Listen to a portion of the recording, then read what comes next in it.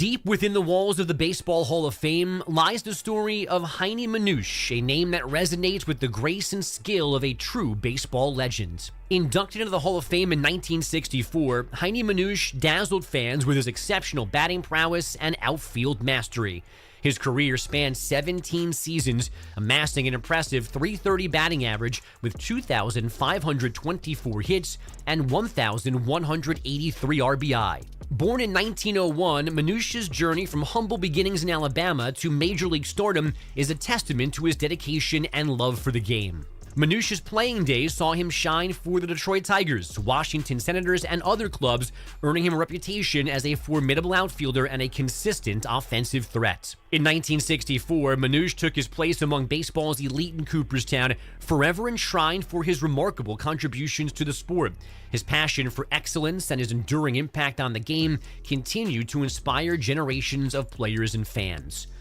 A true legend whose legacy will live on, Heinie Manush, forever honored in the annals of baseball history. Heinie, as I like to call him, but Manush, no, that's just a bad joke.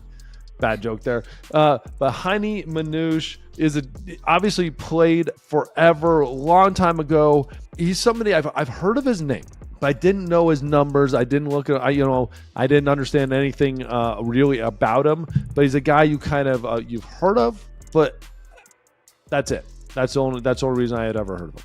Just because you kind of hear his name out there. I had never heard of him before I started this project, and this is the reason why I love this project. I'm learning about guys that I've never heard of. And when I heard that there was a guy named Heinie, I started looking into him immediately. I look at his numbers. He was a guy who had high average, but really crazy high average. Crazy high average. 378 1 year. 378. Yeah, that's Tony Gwynn territory right there. You're talking Ty Cobb almost. Played a long time, definitely a baseball lifer.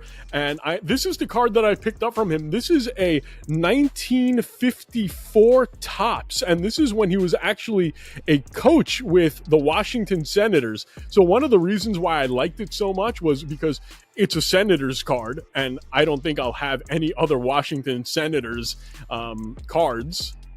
Yeah, okay, there you go. Washington Senator card.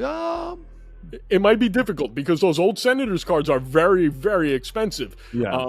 So, I'm not going to get the rookie card that I would like to get for Hall of Famers. I'm not getting the autograph that I'd like to get for a Hall of Famer. I'm not going to find a relic card. So for me, if I can get a really old card from when the guy was actually playing, I think that's pretty cool.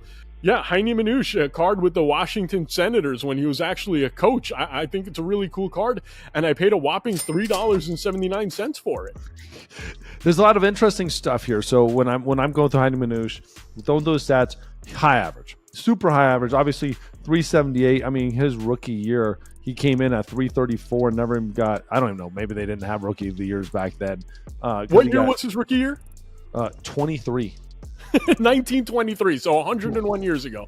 Right. He led the league in hit by pitch, 17. There you go. But 334, OPS of almost 900, 877. He's a high OPS guy, 850s.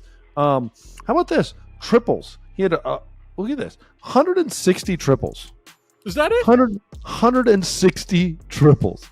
That is a ton. A lot of doubles. He was a guy who led the league in doubles a couple times. Hits, 2,500 hits, 330 average, like I said, 850 OPS.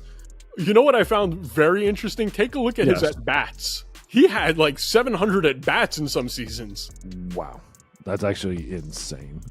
He was never an MVP, but he was top 3 of MVP. It was like 4 times of MVP 5, MVP 21. By the way, Goose Gossage one of those years was an MVP 3 and a Cy Young 3.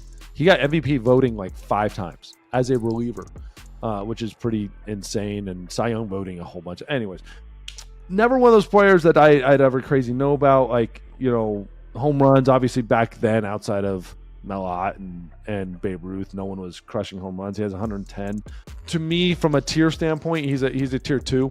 He's a tier 2 guy. Obviously, huge average. He's a Hall of Famer when you're walking away with a 330 average, right? And led the league in hits. 5 or 6 200 hit seasons. But outside of that I know of, and he might have been a great outfielder. to me, it just looks like he's a Hall of Famer, but there's nothing that stands out where he jumps off the page as a guy who you just have to have.